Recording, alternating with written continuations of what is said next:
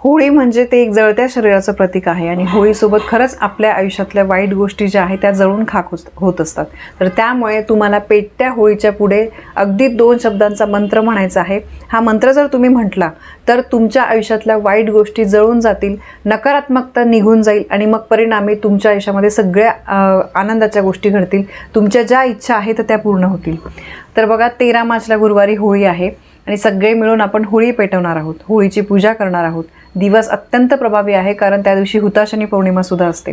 होळी पेटवून तिची पूजा केल्यामुळे आपल्या आयुष्यातल्या वाईट गोष्टी, त्यानंतर काही इडापिडा जे काही अवगुण असतील तर ते निघून जातात। घरातील वाईट गोष्टींचा नाश होतो। ज्या काही वाईट गोष्टी आहेत त्या आपल्याला स्वतःहून पण काढून टाकायच्या असतात। होळी जशी पेटते तशा आपल्या आयुष्यातल्या वाईट गोष्टी नाश होत असतात। बघा माणूस म्हटला म्हणजे त्याच्या आयुष्यात सुख येतं, सुखानंतर दुःख, दुःखानंतर सुख हे चालूच असतं, कारण दुःख आले नाही तर आपल्याला सुखाची किंमत सुद्धा कळणार नाही।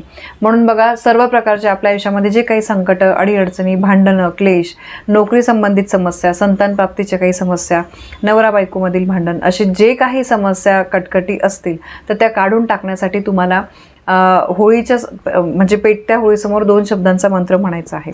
ठीक आहे, अतिशय प्रभावी हा मंत्र आहे किंवा तुम्ही याला प्रार्थना सुद्धा म्हणू शकतात की ज्यामुळे आपल्या आयुष्यातले दुःख जे आहे ते जातं आणि धन पैसा जो आहे तो आपल्याकडे आकर्षित होतो, आरोग्य आपलं उत्तम राहतं। हा उपाय लहान मुलं, स्त्री, पुरुष कोणीही करू शकतं, असं काही नाही की याने नाही करायचं त्याने नाही करायचं, तुम्ही सगळे मिळून कोणीही करू शकतात। ठीक आहे, आणि हा मंत्र बोलताना फक्त लक्षात ठेवा की तुमचं तोंड जे आहे ते एक तर पूर्वेकडे असलं पाहिजे किंवा उत्तरेकडे असलं पाहिजे। आता होळी आपण पेटवतो, आजूबाजूला जागा असते, तर होळी पेटवल्यानंतर पूजा वगैरे झाल्यानंतर तुम्ही त्यानंतर तुमचं तोंड एकतर पूर्वेकडे ठेवा किंवा उत्तरेकडे आणि त्याच्यानंतर तुम्हाला हा जो मंत्र आहे पेटत्या होळीसमोर तुम्हाला हा मंत्र म्हणायचा आहे।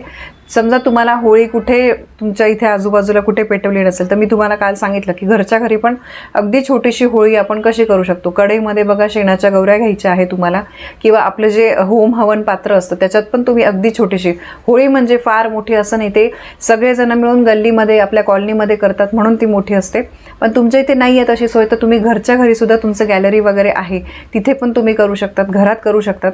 यामुळे जीवजंतू जे आहेत तर ते सुद्धा जळून खाक होतात, आरोग्यासाठी पण ते उत्तम असतं। शेणाची गौरी घ्या, ते पण तुम्हाला देवाच्या सामान मिळतं तिथे मिळून जाईल, कापूर वगैरे टाका, समिधा असतात त्या टाका, त्याच्यानंतर मग तुम्ही होळी करू शकता आणि त्यानंतर मग तुम्हाला हा मंत्र म्हणायचा आहे। आता मंत्र तुम्ही 11, 21, 108 वेळेस, जेवढा जास्त वेळेस तुम्ही म्हणाल तेवढा वेळेस चांगले।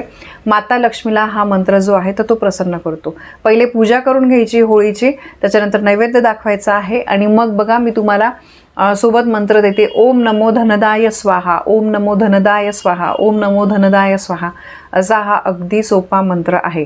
होळी समोर उभं राहून नमस्कार करून मग आपल्याला हा मंत्र म्हणायचा आहे, मनापासून करा आणि शेवटी होलिका मातेला प्रार्थना करायची आहे की हे होलिके माते, माझ्या आयुष्यातल्या, माझ्या घरातल्या वाईट गोष्टींचा नाश होऊ दे, कोणाची नजर काही लागली असेल तर ती जळून खाक होऊ दे आणि आपल्या मनात पण स्वतःच्या मनामध्ये काही कोणाबद्दल वाईट विचार ठेवायचे नाही आहे। एका साईडला आपण प्रार्थना करायची की माझ्या आयुष्यात वाईट नको होऊ देऊ ना, आपण दुसऱ्यांबद्दल वाईट चिंतायचं, हे तुम्हाला तरी पटतं का?